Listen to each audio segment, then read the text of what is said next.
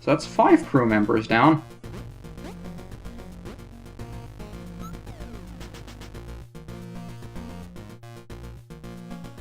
Neglecting my own as a crew member before, and I think we saved... Did we talk? We did talk to Vitillery. Talk to Violet. We did talk to everybody.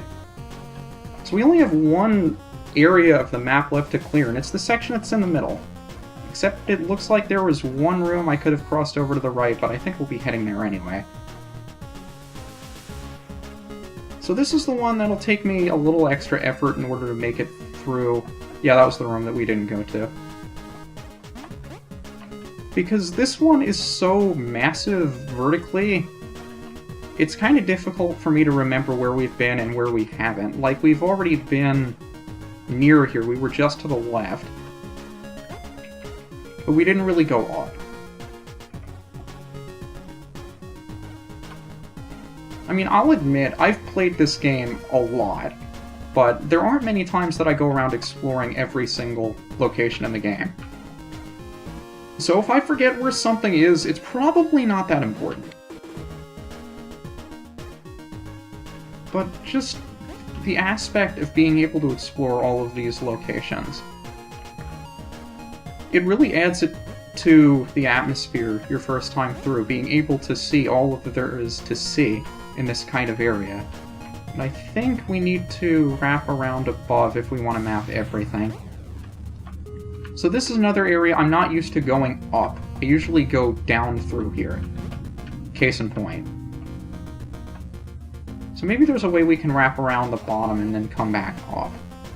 Might take a little bit longer. Because I almost always come down this path, rather than go up.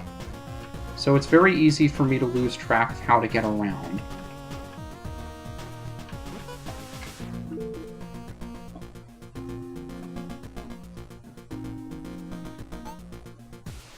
Now, all of these consoles are supposedly hints to trinkets, although some are more helpful than others. Maybe they just give you the location of a trinket, as opposed to telling you how to get it. Yep, it looks like the only place we have left to go is down. So I guess we'll go down. But all those consoles are supposed to help you figure out where you're going or what to do. I've never really found them that useful. I mean, I'll check them out from time to time, but not all that useful. It looks like the only place on the map we haven't had a chance to explore is this one vertical shaft all the way through the middle. I think they mentioned that in one of the consoles, too. Like an infinite tunnel. Welcome to the tower. Has what most people consider to be the best music in the game. I think it's one of my favorite tracks as well, although I have a soft place in my heart for Pressure Cooker. This is the only auto-scroll section in the main game.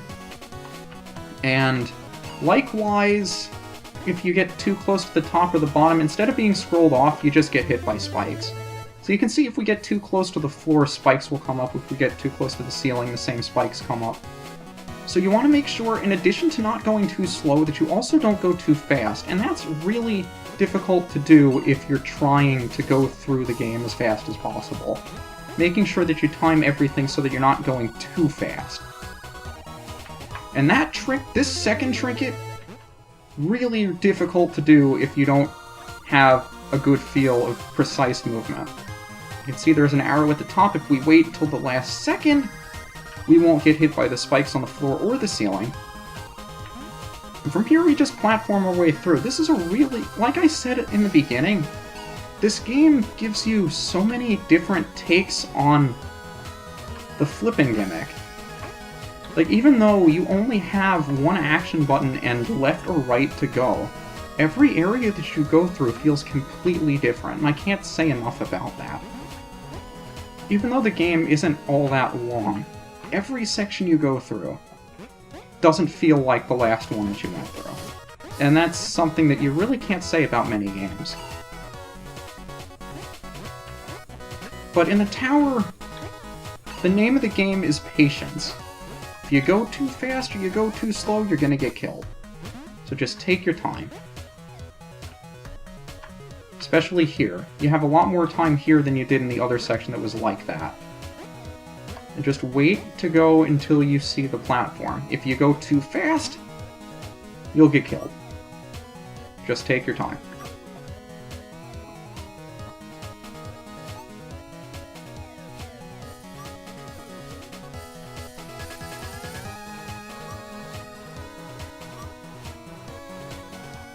I'd also like to point out Vermilion. He appears in a number of areas outside of the ship and has, I want to say interesting dialogue, but there's really only one or two that are kind of funny. Since we're going to be saving him last and we've already been through every other area in the game, we're not going to see any of that dialogue, but if you play through it on your own, I encourage you to save this little guy first and see where he pops up in the overworld.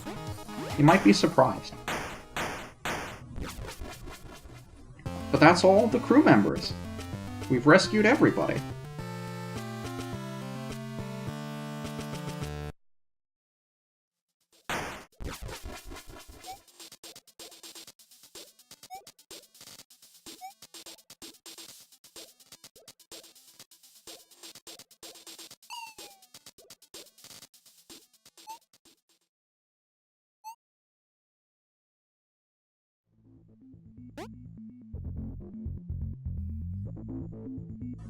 Doesn't look like we made it back ourselves. Welcome to the final area of the game. Only ourselves to save here. Have all the crew members rescued. It's just a matter of getting back ourselves. And here, I think this was new to version 2.2, was it? Where they gave this remix of the intermission music just for this area specifically. I'm not sure how I feel about it, but it's kind of grown on me since then. I didn't mean to go that way. Now this room, for whatever reason, gives people a little bit of trouble. But just like the other section I've said I really enjoy, you just wait for the right time to go and you go. Because you can kind of squeeze, you're falling a little bit faster than the rest of the room there, so just make sure you squeeze through there. And in here is another place I like to do the line flip, just to get through. Saves a couple of seconds, maybe. Although at the rate I'm going, it's not going to save anything. I just hope that you didn't enjoy that music too much, because we're not going to be hearing it for much longer. You sure about that?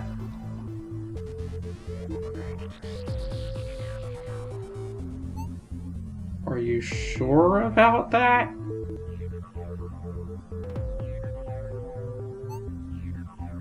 Viridian? Oh boy. Well, looks like we've got ourselves into more trouble. And this is the only area in the game where you will see repeats. Now again, timing for that room, timing is everything in rooms like these. If you come up with a consistent timing method to go through a lot of these sections, they become infinitely easier. And then, this one's a little tricky. Hold back a bit. Try not to move too much when you're bouncing through here. And you'll get through in time. Here, flip directly off of the checkpoint, and from here I just flip and hold right through. Billy People is a little more tricky though, because you gotta stop in order to make sure you go through the whole way. In Panic Room, Reverse Tower, your first time through, you're thinking, oh no, this is gonna be terrible, it's gonna be super long, there are gonna be a lot of spikes. Yeah, that's it. Go through this room again. And we gotta go through the Reverse Tower again. One final challenge. Just make sure you don't go too fast through here if you don't die the first time. And one final run. V, V, V, V, V, V.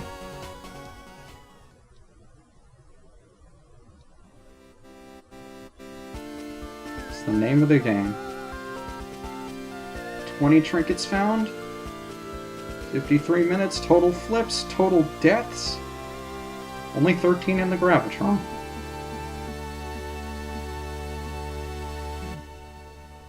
For a casual run explaining everything, that ain't too bad.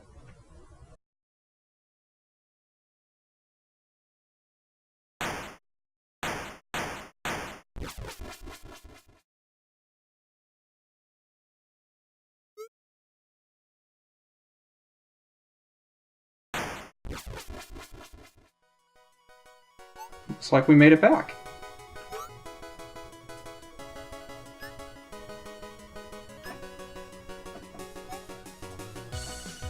I was worried too, not gonna lie.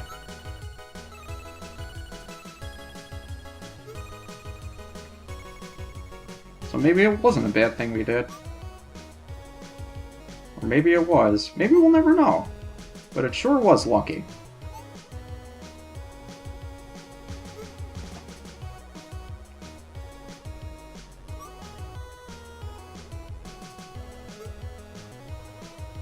That's not good either.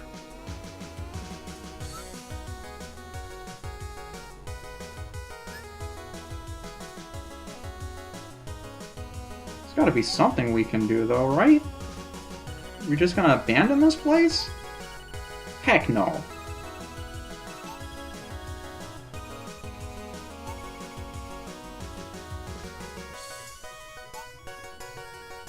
We'll have to find a way to save this dimension as well as our own. But that's VVVVVV.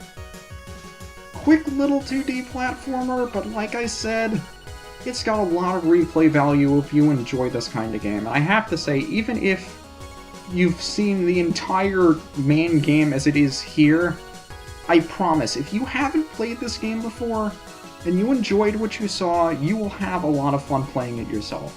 It's available on Steam, I believe, for $5, and I'd like to give a special shout out to Brolius, to whom I still owe 49 cents for when this game was on sale. And it's also available on the 3DS eShop. I want to say it's the same $5, but I didn't check myself. Well worth your money if you enjoy this kind of game. In addition to this, you also have some unlockable content for beating 100%. You have a more difficult Gravitron to play through called the Super Gravitron you can record your best times with. You can unlock Flip Mode, which is playing the game upside down, which is actually really fascinating, because this game works exactly the same upside down as it does the way you saw it played here, including the inputs being exactly the same. I think it's an incredible concept. And there are also creator levels, make your own customizable levels. You can do that if you want. The game comes with a couple of custom ones by default that you can play, including one from Notch, the creator of Minecraft. So those can be entertaining to play through too, and you can design your own. But this has been VVVVVV, and this has been UniversalGiant. I hope you guys enjoyed it, and I'll see you next time. Till then, just enjoy the music.